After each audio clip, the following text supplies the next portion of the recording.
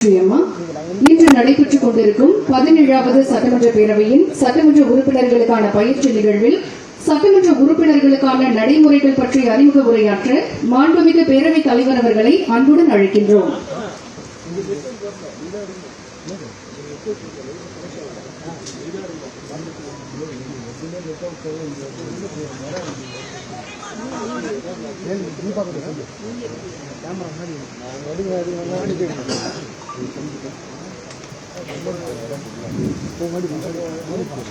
மாண்புமிகு தமிழ்நாடு முதலமைச்சர் அவர்களே, மாண்புமிகு அமைச்சர் பெருமக்களே, மாண்புமிகு அவை முன்னவர் அவர்களே, மாண்புமிகு பேரவை துணைத் தலைவர் அவர்களே, மாண்புமிகு அரசு தலைமை கொறடா மற்றும் சட்டமன்ற கட்சி தலைவர்கள் உள்ளிட்ட மாண்புமிகு உறுப்பினர்களே, உங்கள் அனைவருக்கும் என்னுடைய நெஞ்சார்ந்த வணக்கத்தையும் அன்பு மிகுந்த வரவேற்பையும் நான் மகிழ்ச்சியுடன் முதற்கண் தெரிவித்துக் கொள்கிறேன்.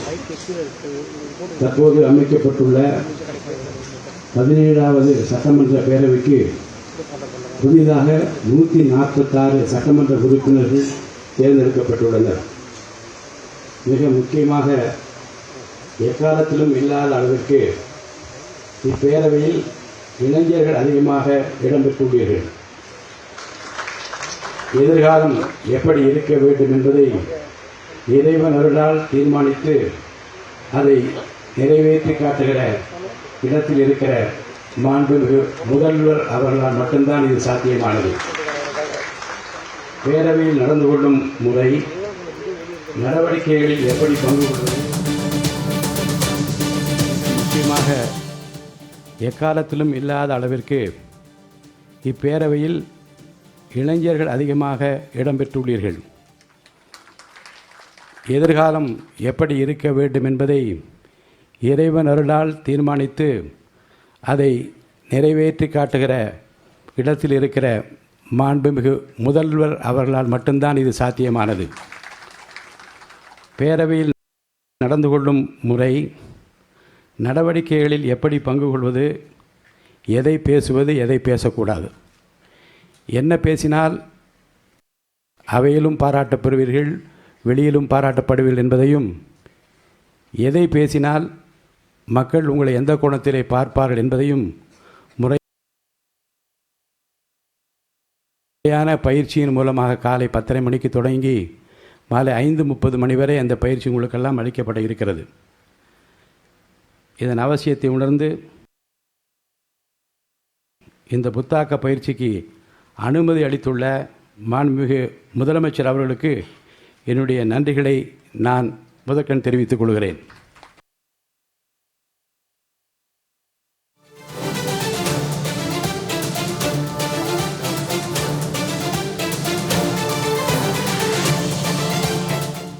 நான் செல்லுகிற இடமெல்லாம் வெல்லும் இழந்தான் என்பதை தேர்தல் களத்தில் நிரூபித்து காட்டினார் நம்முடைய முதலமைச்சர். வெல்வார் வீழ்த்துவார் இல்லாத ஒரு மாபெரும் சக்தியாக இன்றைக்கு தமிழ்நாட்டில் அவர் வளர்ந்து கொண்டிருக்கிறார்கள். வியப்பால் விழிகளை உயர்த்தி இந்திய திருநாடே இவரா இவரா இப்படி என்று போற்றி பாராட்டுகிற சூழ்நிலை எல்லாம் இன்றைக்கு தமிழ்நாட்டில் உருவாகி கொண்டிருக்கிறது. நான் திண்ணமாக சொல்லுவேன், இந்த மாடல் அரசு கரங்கள், அரவணைக்கும் கரங்கள், கண்ணீரை துடைக்கும் கரங்கள் எங்களுடைய அருமை அண்ணா விஜயின் கரத்தில் இருக்கிறது என்று நாட்டு மக்கள் அத்தனை பேரும் குடும்பத்திலே ஒருவராக உங்களை பார்த்ததன் விளைவுதான் இந்த மாபெரும் வெற்றியின் அடையாளம் என்று நான் கருதுகின்றேன். எதிர்காலம் பத்திரமாக இருக்கிறது, உங்கள் கரத்திலே இருக்கிறது. மக்களுக்கு நம்பிக்கை பிறந்திருக்கிறது. ஏனென்றால் என்ன ஆகுமோ, எப்படி நடக்குமோ என்று கதையிடை கிடந்த அந்த மக்களுக்கு ஒரு புன்னகையாலே மாற்றத்தை ஏற்படுத்த முடியும் என்பதை நிரூபித்து காட்டியிருக்கிற மாபெரும் தலைவர் நீங்கள். தமிழக அரசியல் வரலாற்றில் ஒரு மாபெரும் வெற்றியை பெற்றது மட்டுமல்ல, வெற்றியை சட்டமன்றத்திலே நிரூபித்து காட்டுவதன் மூலமாக நாட்டு மக்களுக்கு உணர்த்தினீர்கள். நான் பேசாமல் ஒரு அமைதி புரட்சியை செய்வேன், அந்த புரட்சி மக்களுக்கு ஏற்றத்தையும் மாற்றத்தையும் தரும் என்று நிரூபித்து காட்டினீர்கள். இன்றும் நம்முடைய மாண்புமிகு சட்டப்பேரவை உறுப்பினர்களுக்கு முறையான பயிற்சி அளிப்பதன் மூலமாக வரலாற்று சிறப்புமிக்க ஒரு அவை இது. நூற்றாண்டுகளை கடந்து இந்திய துணைக்கண்டத்திற்கு பல வழிகாட்டுதல்களை தந்திருக்கிற ஒரு சபை இது. இந்த சபையின் மூலமாக நிறைவேற்றப்பட்ட தீர்மானங்களும் சட்டங்களும் இந்திய துணைக்கண்டத்தினுடைய பல சட்டசபைகளுக்கு முன்மாதிரியாக இருந்திருக்கிறது. இந்திய துணைக்கண்டம் வியந்து போற்றி பாராட்டிக் கொண்டிருக்கிற பல திட்டங்களை இந்த தமிழகம் தந்திருக்கிறது. அந்த வரலாற்றை விரல் நுனியிலே வைத்திருக்கிறவர் நீங்கள். அதிகமாக பேச மாட்டீர்கள், ஆனால் செவிமடுத்து சொல்ல வந்தவர்கள் யார் என்பதையும் செய்ய வேண்டிய பணி என்பதையும் இறைவன் அருளால் உடனே செய்து முடிக்கிற ஆற்றல் உங்களிடம் மட்டும்தான் இருக்கிறது என்பதை தமிழ்நாட்டு மக்கள் இந்த 40 நாட்களிலே உணர்ந்திருப்பார்கள். இந்த அவையின் மாண்பினை போற்றி காப்பது அரசின் கடமை. எதிர்க்கட்சிகளுக்கு அந்த கடமை பெரிதாக இருக்கிறது. வரும் நாட்களில் சட்டப்பேரவையில் நீங்கள் எப்படி நடந்து கொள்ள வேண்டும், எதிர்க்கட்சியாக இருந்தாலும் சரி ஆளுங்கட்சியாக அனைவரையும் அழைத்திருக்கிறோம். எல்லோரும் வாருங்கள் என்று அழைப்பு விடுத்திருக்கிறோம். ஏற்கனவே இருந்தவர்களுக்கும் அது தேவை, புதிதாக வந்தவர்களுக்கும் அது தேவை.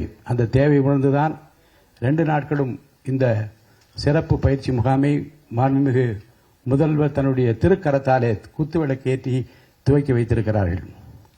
என்னுடைய நினைவுகள் எல்லாம் 80ஆம் ஆண்டு சட்டமன்ற பேரவைக்குள் நுழைந்த போது கன்னி பேச்சிலே யாரும் குறுக்கிட மாட்டார்கள். நம்முடைய மாண்புமிகு உறுப்பினர்கள் முதலில் எழுந்து பேசுகிற போது அது முதல் பேச்சாக இருந்தால் கன்னி பேச்சு என்று குறிப்பிடுவோம். அதில் குறுக்கிடக்கூடாது. நான் புதியவன். வந்தவுடனே முதல் பேச்சிலே சொன்னேன், ஊரெல்லாம் அண்ணா சிலை வைக்கிறோம், எங்கு பார்த்தாலும் அண்ணா அண்ணா என்று அண்ணா சிலை வைக்கிறோம், ஒரு 10-15 செலவாகிறது. அந்த 10-15 ஒரு தீப்பெட்டி தொழிற்சாலை, அந்த இடத்துல ஒரு மெழுகுவத்தி தொழிற்சாலை என்று அண்ணா பெயரில் ஏன் தொழிலகங்களை தொடங்கக்கூடாது சிலைக்கு பதிலாக என்று பேசிவிட்டேன்.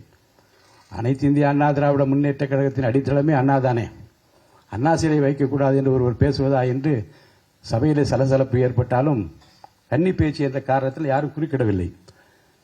மாலையிலே புரட்சி தலைவர் சொல்லி சொல்லுகிறார்கள். அவர் சொன்னார், அண்ணா சிலையும் வையுங்கள், தொழிற்சாலைகள் ஏற்படுத்துங்கள் என்று சொல்லியிருக்கலாம். ஆனாலும் கூட அவர் சொல்வதில் எவ்வளவு பெரிய நியாயம் இருக்கிறது என்பதை பாருங்கள். எதிர்காலத்தில் நம்முடைய இளைஞர்கள் நம்மவர்கள் தொழில் தொடங்க வேண்டும், அனைவருக்கும் வேலை கிடைக்க வேண்டும் என்கின்ற அந்த கோணத்தில் அவர் பேசியதாக எடுத்துக்கொள்ளலாம் என்று அவர் சொன்னார். இதை நான் சொல்வதற்கு காரணம், புதிய புதிய கோணத்திலே உங்கள் உள்ளத்தில் என்ன தோன்றுகிறதோ தயங்காமல் சொல்லுங்கள். ஏனென்றால் நாட்டு மக்கள் நம்மிடமிருந்து நிறைய எதிர்பார்க்கிறார்கள். வாக்களித்த பெருமக்கள் கொஞ்சத்தில் இல்லை, கிள்ளி கொடுங்கள் என்று நாம் கேட்டால் அள்ளி கொடுத்து விட்டார்கள். அவருக்காக அள்ளி கொடுத்திருக்க அந்த வாக்கினுடைய மதிப்பு என்ன என்றால், நீங்கள் என்ன செய்ய போகிறீங்க, எனக்காக என்ன செய்ய போகிறீங்கன்னு நாடை எதிர்பார்த்து கொண்டிருக்கிறது. இந்த அவையின் மூலமாக நீங்கள் ஒலிக்கிற குரல் தான் இந்த அரசுக்கும் தமிழ்நாட்டு மக்களுக்கும் பெருமை சேர்க்கிற ஒரு குரலாக இருக்கும்.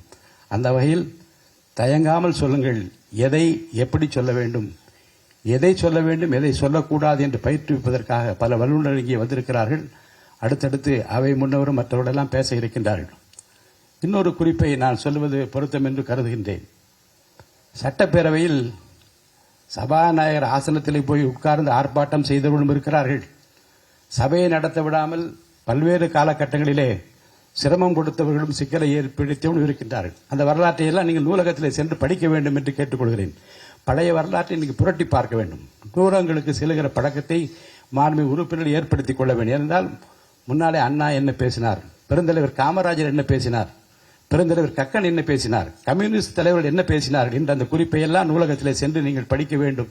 அப்படி படிப்பதன் மூலமாக கண்ணியமாக கௌரவமாக நாட்டு மக்கள் விரும்புகிற உரையை நீங்கள் தயார் செய்து கொள்ள முடியும். சட்டமன்றத்தில் நடக்கிற சில நிகழ்வுகள் வெளியிலே மக்கள் பார்க்கின்றார்கள் என்பது மட்டுமல்ல, ஆட்சி மாற்றத்திற்கு கூட அது வழிவகுத்து விடும் என்பதில் 2 உதாரணத்தை சொல்லி நான் முடித்துவிட விரும்புகின்றேன். உங்களுக்கெல்லாம் நினைவிருக்கும் 72ஆம் ஆண்டு அனைத்து இந்திய அண்ணா திராவிட முன்னேற்ற கழகம் துவங்கப்பட்ட போது புரட்சித் தலைவர் எம்ஜிஆருக்கு எதிராக சட்டமன்றத்தில் என்ன நடந்தது என்பதையும் அந்த வரலாற்று சிறப்புமிக்க நினைவிலே கொள்ளத்தக்க விரும்பத்தகாத அந்த நிகழ்வுகளிலே புரட்சித் தலைவர் எம்ஜிஆரை பற்றி மக்கள் மத்தியிலே அந்த கொண்டிருந்த அந்த அபிப்பிராயம், அந்த ஒப்பீனியன் எப்படியெல்லாம் மாற்றப்பட்டு இவர்தான் வர வேண்டும் என்று முடிவெடுப்பதற்கு சட்டசபை சம்பவங்களே காரணமாக அமைந்தது என்பதை நாட்டு மக்கள் அறிவார்கள். அதே போன்றுதான் 89ஆம் ஆண்டு பட்ஜெட் உரையை படிப்பதற்காக முத்தமிழறிஞர் கலைஞரோடு எழுந்தபோது புரட்சித் தலைவர் அம்மா அவர்களுக்கும் இடையே நடந்த சர்ச்சைக்குரிய பேச்சுகளும் அவை குறிப்பில் நீக்கப்பட்டதும், சர்ச்சைக்குரிய பேச்சுக்கு பிறகு அவர்கள் தாக்கப்பட்டதாக வந்த செய்திகளும், இருவரும் தாக்கப்பட்டதாக வந்த செய்திகளும் அவை குறிப்பில் இன்னமும் நீங்காமல் இருக்கிறது.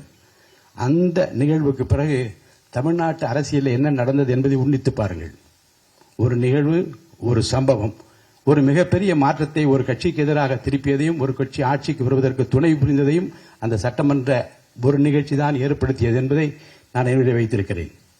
அதேபோன்றுதான் பின்னாளிலே பல எதிர்க்கட்சிகள் தாங்கள் ஆற்ற வேண்டிய பணிகளை விடுத்துவிட்டு வேறு கோணங்களிலே தங்கள் திசை திருப்பிக் கொண்ட காரணத்தினாலே அந்த கட்சிகளுக்கு பொதுமக்கள் மத்தியிலே ஏற்பட்ட இழப்புகளுக்கும் கூட இந்த சட்டமன்ற பேரவையுடைய நடவடிக்கைகள் காரணமாக இருந்தது என்பதையும் நான் அறிந்திருக்கிறேன். உங்களை பொறுத்தவரைக்கும் சார்ந்திருப்பது அனைத்து கட்சிகளை சேர்ந்தவர்கள் அழைத்திருக்கிறோம், எல்லோரும் வந்திருப்பீர்கள் என்று நான் நம்புகின்றேன். உங்கள் கட்சியினுடைய கொள்கை கோட்பாடு நிலைநிறுத்தப்பட வேண்டும் என்றால், அரசு கொண்டிருக்கிற கொள்கைகள் திட்டங்கள் நிறைவேற வேண்டும் என்றால், சபையினுடைய கண்ணியத்தையும் கௌரவத்தையும் காப்பாற்ற வேண்டிய மிகப்பெரிய பொறுப்பும் கடமையும் உங்களுக்குத்தான் இருக்கிறது. உங்களைத்தான் இந்த நாடு எதிர்பார்க்கிறது. இந்த நாடு நிறைவேற்றுகிற இந்த அவை நிறைவேற்றுகிற சட்டங்கள் தான் எதிர்காலத்தை தீர்மானிக்கப் போகிறது. நம்மை பொறுத்தவரைக்கும் நாம் நம்முடைய முதல்வர் கையிலே பத்திரமாக இருக்கிறோம். நாம் நம்மை பொறுத்தவரைக்கும் நம்மை இந்த அவையை நாட்டை அவர்கள் கையிலே இறைவன் ஒப்படைத்திருக்கிறார். நாம் பத்திரமாக இருக்கின்றோம்.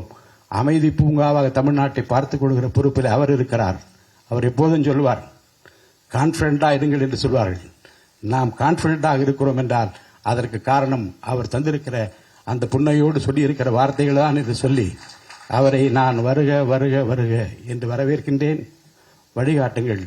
உங்கள் வழி இந்த அவை நடப்பதற்கு, நாட்டு மக்களுக்கு நல்லது செய்வதற்கு இந்த அவை உறுப்பில் அத்தனை பேரும் காத்திருக்கிறோம் என்று சொல்லி அவரை வரவேற்று மாண்புமிகு அமைச்சர் பெருமக்களையும் முன்னவரையும் துணைத் தலைவரையும் கொறடாவையும் மற்றும் அனைத்து மாண்புமிகு உறுப்பினரையும் வருக வருக என்று சிரம் தாழ்த்தி வரவேற்று அமைகின்றேன். நன்றி, வணக்கம்.